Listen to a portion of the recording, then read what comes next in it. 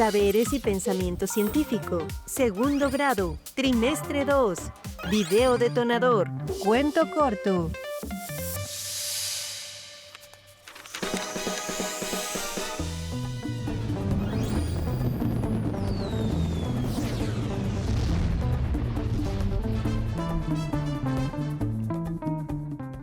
Alumnas y alumnos de segundo grado de telesecundaria se ponen de acuerdo para realizar un cuento corto como parte de su estrategia detonadora.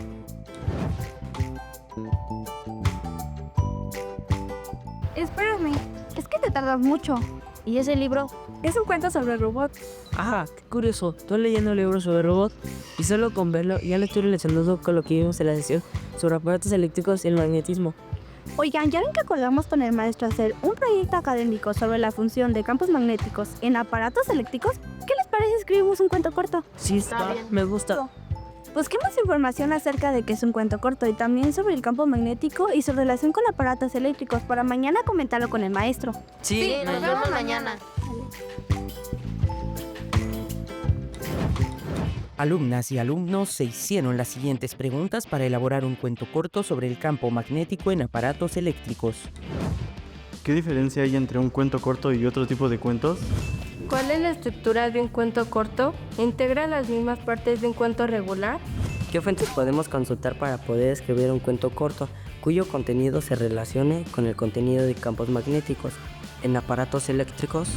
¿A quién compartiremos la información que obtengamos? ¿Cuándo y dónde presentaremos nuestro cuento corto? Hablando del electromagnetismo, dime, Lucero. Como estrategia detonadora queremos escribir un cuento corto considerando el magnetismo en aparatos eléctricos.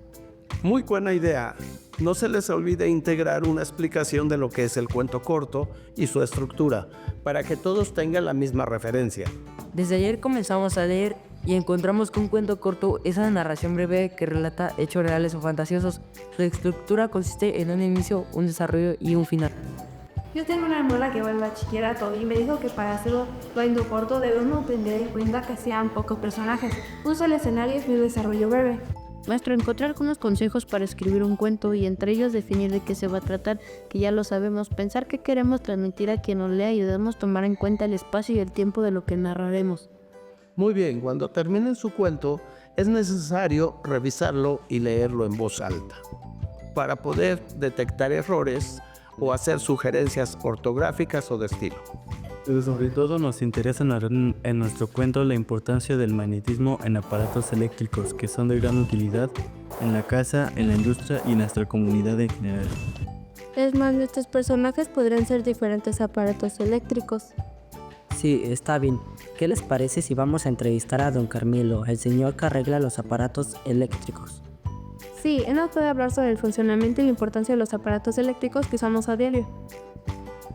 Además, nos puede mostrar el funcionamiento del magnetismo y su relación con la electricidad en alguno de los aparatos que compone, para así entender mejor lo que narremos en nuestro cuento.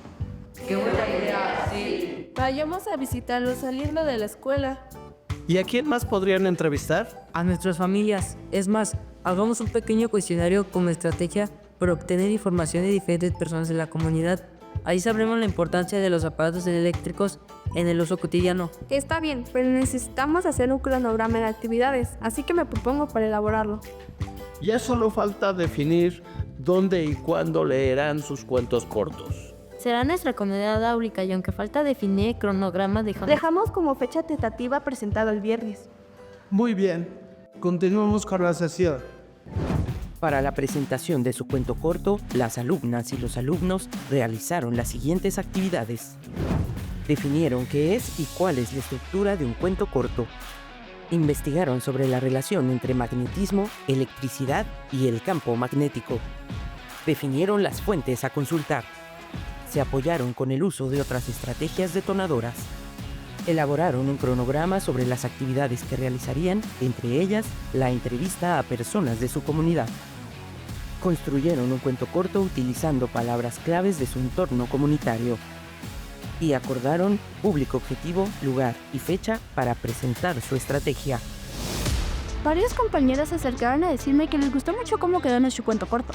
Sí, a todos nos quedó más clara la función de los campos magnéticos. Nosotros decidimos escribir un cuento corto para presentar contenido sobre el magnetismo en los aparatos eléctricos. ¿Ustedes qué contenido presentarían en un cuento corto?